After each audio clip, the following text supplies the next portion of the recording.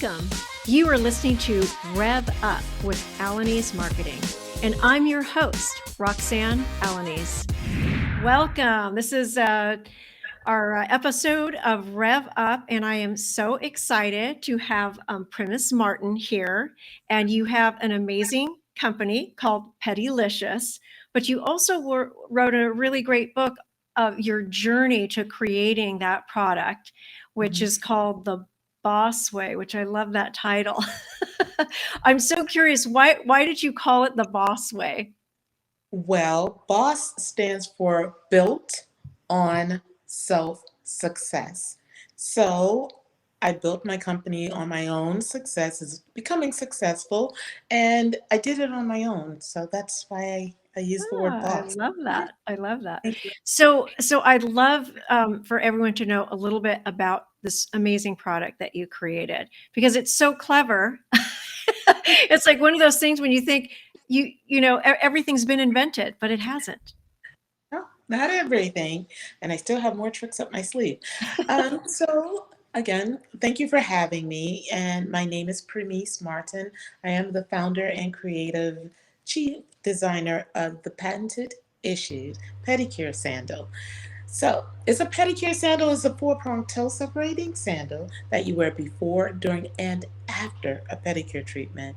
And not only do you wear it for pedicures, you can wear it every day. It has a semi-arch support for the betterment of your soles. What I tend to tell everyone is that our soles are like the foundation of a building. If the building does not have the proper foundation, it tumbles and falls. Same with the soles of your feet. If you don't wear the proper footwear or arch support on the soles of your feet, then you have the ailing calf muscles, lower hip muscles, and back muscle pain that we often do not know where it's coming from, but it's coming from when you're wearing non-arch supported footwear. How I came about this, I used to work for Bob and Harvey Weinstein. I was an accountant there. And one day Bob came in, he was upset about something. He fired everybody, pretty much, about 124 of us. Mind you, it was the holiday weekend of Thanksgiving. I myself was, of course, disappointed. There were other people there who were getting married the next day, and they were disappointed much more than I was. And Yeah. from, yeah, so I went on a trip.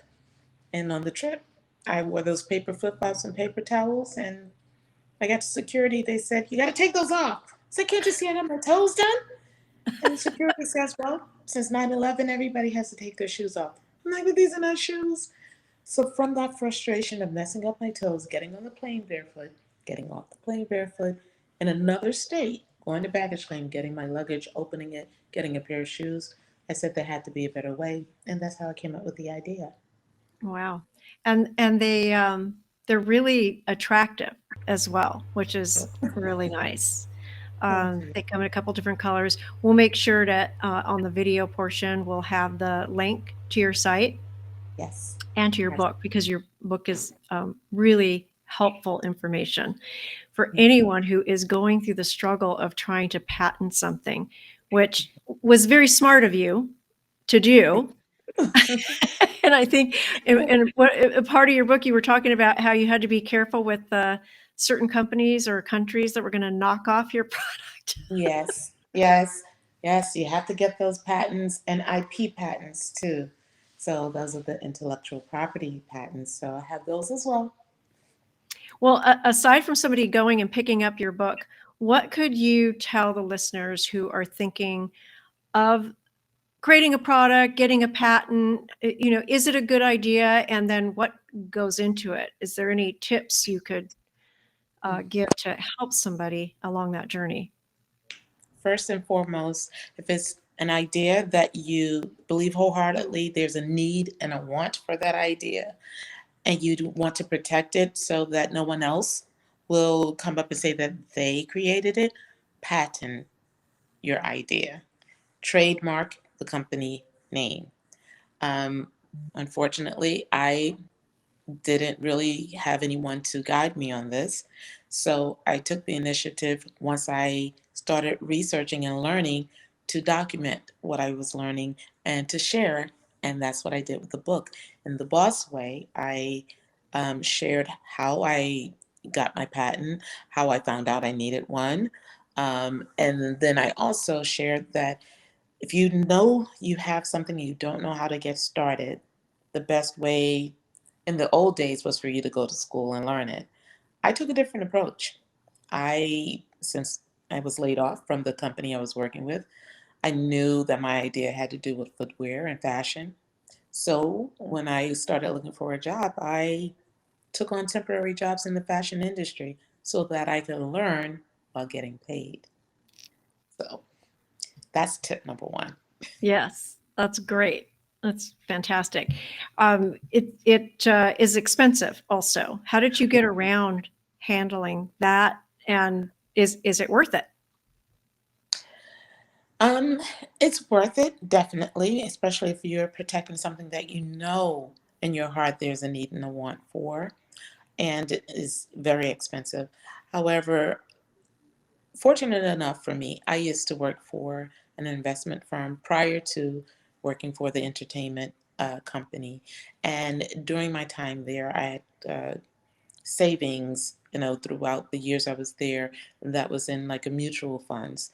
So when the idea came and I'm like, wow, how am I going to get this? I don't know anything about grants. I don't want to apply for a loan. But lo and behold, I had money saved up in my mutual funds. I called up my agent and that got me started. The next step would be, the cabbage and doing those crowdfunding things, but often than not, I find that sometimes those don't work because people will spend more money on a Beyonce ticket than to support somebody that they've known all their life. So you don't depend solely on that. And then you also can work and take the money that you earn and you divide it up. Like, okay, this is for my home this week. This is going to be for food. And this goes to the business. And then when you get to the part where you have enough to do the next step, you can do it that way. And networking is key. Network, talk about it. You never know who's in the room. That's great. And is that how you got into so many good retailers? Because I think you're in Macy's, right? I started in Macy's. Okay.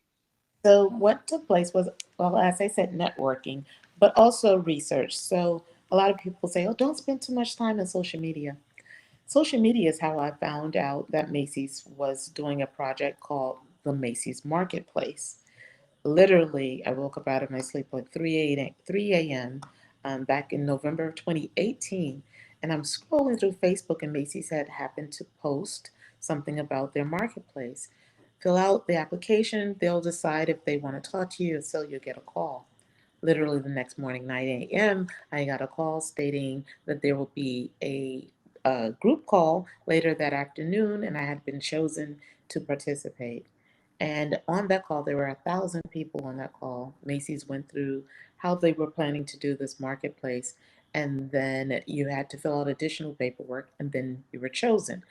25 of us out of the 1,000 were chosen to launch on Super Bowl Sunday of 2019, Wow. 2319, in Lenox Square, Macy's.